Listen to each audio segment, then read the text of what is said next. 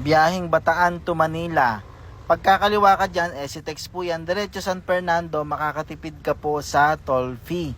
Ayan, medyo may mga ginagawa pa, no? Tapos yung medyo may baha.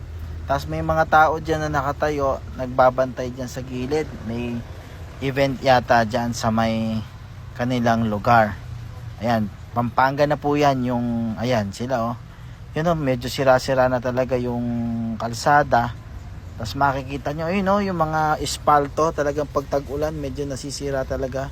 Ayun, oh, bahain, oh, flood control yan. Hindi yan ulan galing sa kanila, kundi doon sa malayong lugar napunta dyan. Ayan, tapos may ginagawang tulay po dyan. Sa mga light vehicle, pwede kayong dumiretso, no? Yung mga truck kasi at bus, dito sila kumakaliwa para maiwasan po yung city proper ng Lubao. Pero pwede po doon, hindi naman po traffic po doon sa city proper. Talagang pinapaiwas lang itong mga truck para hindi maibawasan yung congestion doon sa sa city proper po. Dire-diretso lang po 'yan. Kung truck naman tayo, dire-diretso lang po yung biyahe. Tapos yan na, kaliwa na uli, nasa Jose Abad Santos Avenue na uli, papuntang San Fernando. Ito yung daan nga po na makakatipid tayo sa toll fee. Imbes na mag-SCTEX tayo, makakatipid tayo ng almost 300 plus at hindi malayo yung ikot. O, tignan nyo, may mga ginagawa din talagang daan at may mga lubak-lubak na dapat pa ding gawin. Ano po? Tapos yan. So may mga baha pa dun sa gilid. Yan, mataas po yan nung hindi pa tuloy-tuloy yung ulan.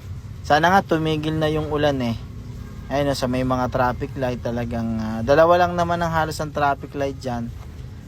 Maliban doon sa Lubao, ayan, tuloy-tuloy. May mga stopover po dyan. At tuloy-tuloy pa rin yung takbo. Ayun, so alalay lang talaga. At makikita nyo na parang tayo mismo yung nasa biyahe, oh.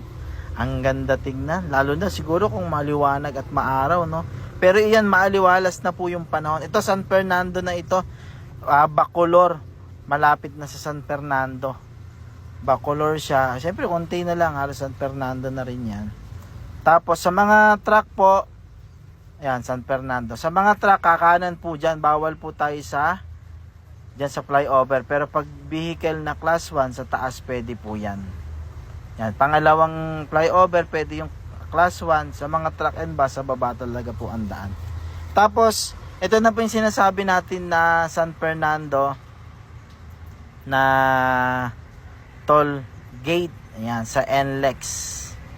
So ayan, minsan mo-overtake tayo, umiiwas tayo minsan sa kanan, no, kasi yung mga lubak nandyan sa may bandang kanan, kasi yung baha nandyan sa may bandang kanan eh. Kaya tapos minsan kailangan nating overtake.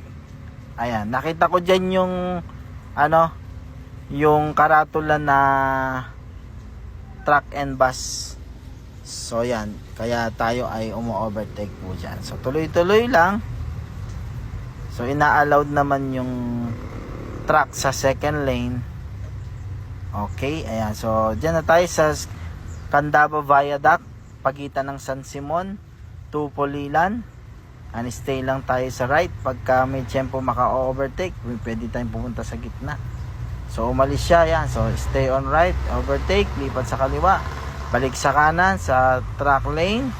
Sa hindi nag-overtake, yan, dire-diretso lang. So ayan yung L3, kasabayan natin. O isusuplex si truck ata yan. Yan, oh, ganda ng view, oh. Mas maganda yan kung nakikita yung blue na ulap o yung kalangitan. So yan, may mga truck, oh, yan. So nagbigay sila. Ito naman, may biglang pumasok, kaya naman umiwas tayo. So dito tayo sa dalawang lane, truck at bus dyan sa dalawang lane na yan. Bawal kasi yung truck dyan sa first and second lane pagka apat yung lane, no? Nakalagay po yan eh.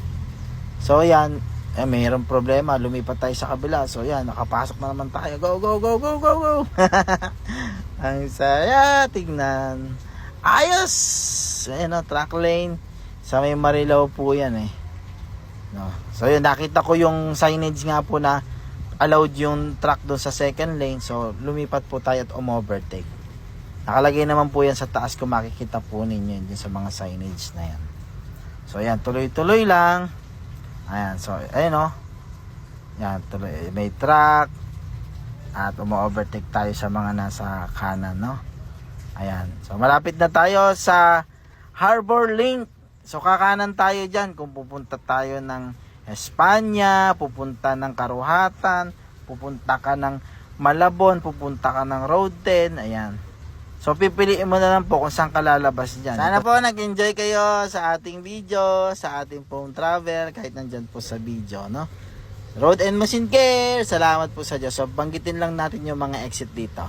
Mga exit, ayan, C3 po yan, yung kanan, yung kaliwa, Espanya, ito pataas, papuntang Road 10 or dito sa may Malabon. So hanggang dyan po, Road and Machine Care.